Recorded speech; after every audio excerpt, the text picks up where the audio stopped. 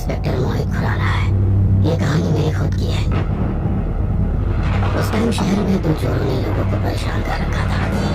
वो ट्रेन में सफाई से चोरियों को अंजाम दे रहे थे,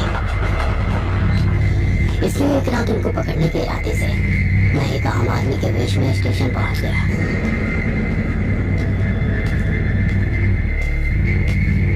रात के 2 बजे थे। स्टेशन पर जरा भी भीड़ नहीं थी। एक आदमी अपने साथ एक बड़ा सा कॉफिन लिए हुए प्लेटफॉर्म पर आया। अकेले उस कॉफिन को मूव करने में उसको काफी तकलीफ हो रही थी, लेकिन फिर भी वो किसी कूली को आवाज नहीं दे रहा था। अब मैंने गौर किया कि उसके अलावा 2 लड़के और स्टेशन पर मंडरा रहे हैं। उनकी नजर भी सभी जगहों पर थी। मुझे लगा कि शायद यही वो चोर हो सकते हैं जिनको पकड़ने के लिए मैं आज रात यहाँ आया हूँ। थोड़ी देर बाद ट्रेन प्लेटफॉर्म पर आकर रुकी।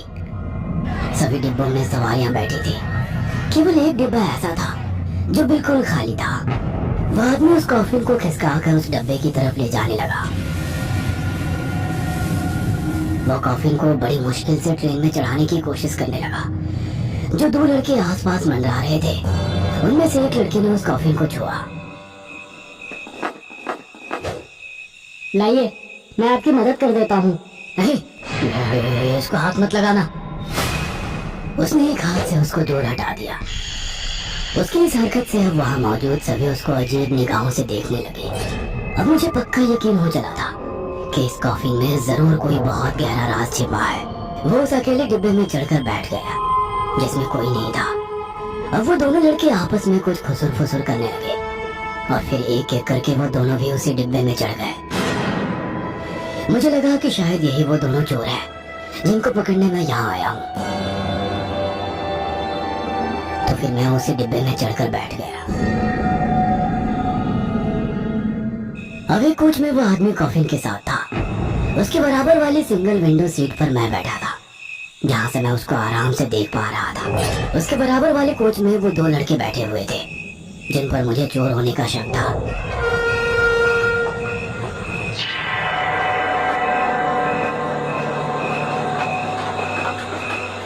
अब मैंने अपनी आधी आंखें बंद कर ली और सोने का नाटक करते हुए उन तीनों पर नजर रखने लगा।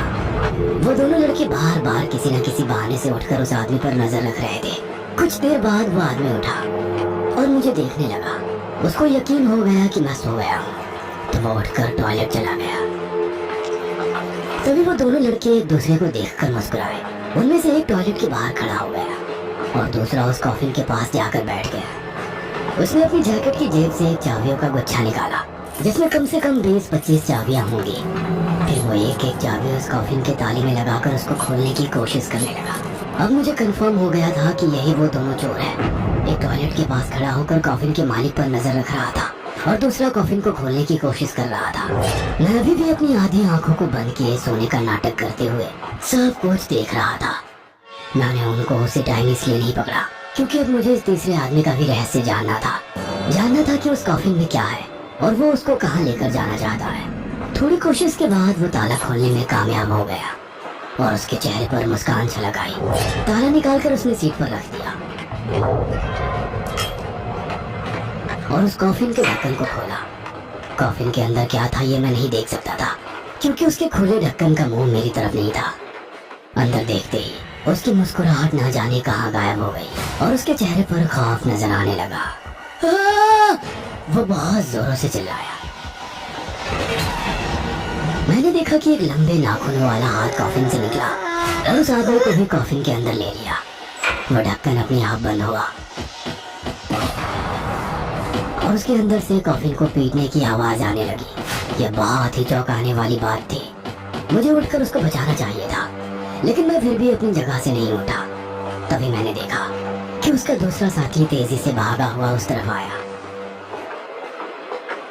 ताला तो खुला हुआ है, ये रवि कहाँ चला गया? कहकर वो इधर उधर देखने लगा। अगर उस आदमी ने ताला खुला हुआ देख लिया तो उसको शक हो जाएगा। कहकर उसने फिर से उस कॉफिन में ताला लगा दिया और चाबियों का गुच्छा अपनी जेब में डालकर वहां से निकल गया। उसके जाते ही वो आदमी भी वापस अपनी जगह पर कॉफिन के पास आकर बैठ गया। अब मेरे मन में हजारों सवाल थे। जिस केस को देखने आया था अब उसको भूलकर उस कॉफिन के अंदर क्या है और वो आदमी उसको कहाँ लेकर जा रहा है, इसको जानने की उत्सुकता मेरे मन में उठने लगी।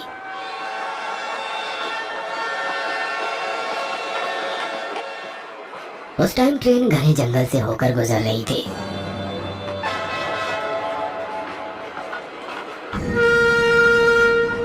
वो एक ऐसे स्टेशन पर जाकर रुकी जहां इंसान का नामो निशान नहीं था। बिल्कुल खंडहर सा था। ना कोई सवारी वहां उतरी और ना ही कोई चढ़ने के लिए वहां खड़ा था। लेकिन वो आदमी ना जाने क्यों उठ गया। उसने कॉफिन को खसकाना शुरू किया।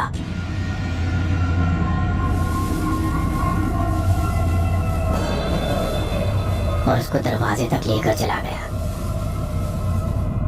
फिर उसने कॉफिन को बाहर निकाल लिया।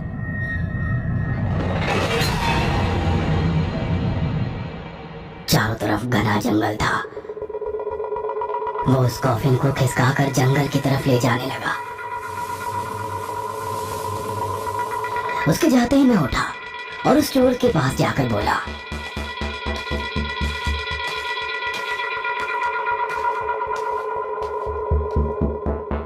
तुम एक चोर हो। सुनकर वो डर गया और बोला, ये क्या बकवास है? कौन है आप? तुम एक चोर हो और तुम्हारा दूसरा साथी उस आदमी के कॉफिन के अंदर बंद है। क्या? ये कैसे हुआ? यही मेरी भी समझ में नहीं आ रहा है। अगर तुमको अपने साथी को बचाना है तो मेरे साथ चलकर उसका पीछा करो। ये सुनकर उसने मेरी बात मान ली और अब हम दोनों भी ट्रेन से उतरकर उस आदमी का पीछा करने लगे। वो आदमी जंगल के काफी अंदर चला गया। एक अघोरी एक गुफा के सामने कुंड जलाए हुए बैठा मंत्र जाप करने में लगा था।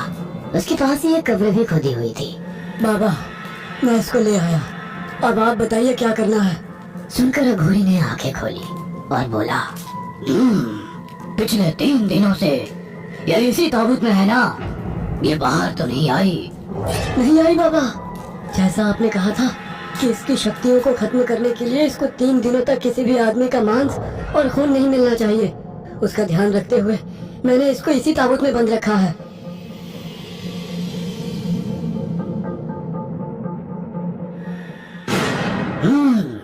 बहुत अच्छा किया। हम इसको हमेशा हमेशा के लिए खत्म कर देते हैं, कहकर अघोरी खड़ा हो गया और कॉफिन के पास खड़े होकर जोर जोर से मंत्र पढ़ने लगा। हम दोनों अब पेड़ की ओट से निकलकर उनके सामने पहुंच गए। तुम दोनों जहां हो वहीं के वहीं रुक जाओ। इस कॉफिन के अंदर क्या है? क्या चल रहा है यहाँ पर? अभी वो दोनों ये समझने की कोशिश ही कर रहे थे कि मैं वहां कैसे पहुंचा। तभी अचानक से कॉफिन के अंदर उसको पीटने का शोर हुआ और एक भयानक आवाज आई, खोलो इसको, बाहर निकालो मुझे, खोलो इसको, बाहर निकालो मुझे। ये कैसे हो सकता है? इसके अंदर तो अभी भी जान है। क्या तुमने 3 दिनों के बीच इसको कुछ खाने को दिया था? मैं ऐसा भला क्यों करूंगा? अचानक से ढक्कन तोड़कर खुल गया और दूर जा गिरा।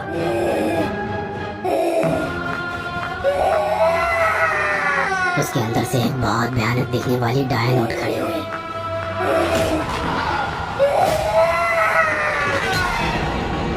उसकी आंखें लाल थी और नाखून बहुत ही लंबे लंबे थे। उसने भड़कीली साड़ी पहनी हुई थी और भयानक अंदाज में हंस रही थी।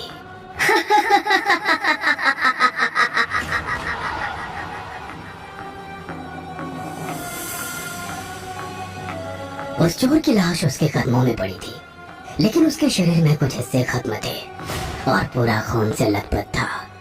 उसके मांस का एक टुकड़ा अभी भी उस डायन के मुंह के अंदर था, जिससे खून उसकी ठुड्डी से होता हुआ जमीन पर गिर रहा था।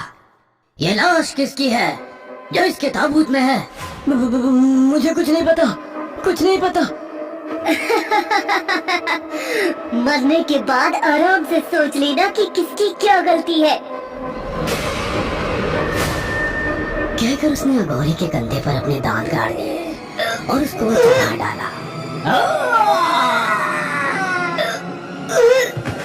वो आदमी भागना चाहता था, लेकिन उसने उसका भी हाथ पकड़ लिया, उसको चबाने लगी। अब उसने उस आदमी को भी मौत के घाट उतार दिया और हमारी तरफ देखकर भयानक तरीके से मुस्कुराने लगी। फिर एक ही झटके में हमारे पास आकर उस दूसरे चोर के कंधे पर मुंह मारकर उसको भी मौत की नींद सुला दिया।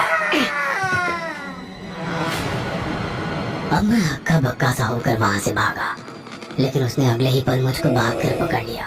मैं समझ गया था कि अब मेरा बचना भी नामुमकिन है, लेकिन उसने मुझे गले से लगा लिया, जिससे मैं चौंक पड़ा। फिर वो मुझसे अलग हुई तो एक बेहद खूबसूरत रूप में आ चुकी थी। ये आदमी जो मुझे ताबूत में यहाँ लेकर आया था मेरा पति था। जब इसको पता चला कि मैं एक डायन हूँ तो इसने मुझे खत्म करने का फैसला कर लिया। लेकिन इसका क्या अंजाम हुआ तुम देख ही सकते हो। अब तुम्हारे पास भी दो रास्ते हैं, या तो मुझसे शादी कर लो या फिर तुम भी इन्हीं लोगों की तरह एक लाश बनकर यहीं ढेर हो जाओ। मैं समझ गया था कि वो मुझे जिंदा सिर्फ इसलिए रख रही है कि मेरे साथ वो शहर में रहकर आसानी से अपने लिए शिकार ढूंढ सकेगी। मैंने भी अपनी जान की परवाह करते हुए उसे अपनी बीवी मान लिया।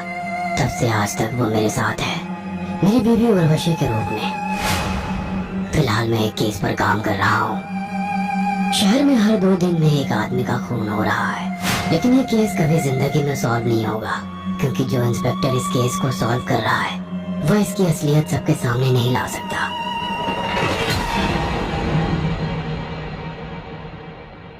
क्योंकि इन सब खूनों को अंजाम देने वाली खुद उसकी ही बीवी है। मेरी बीवी डायन है।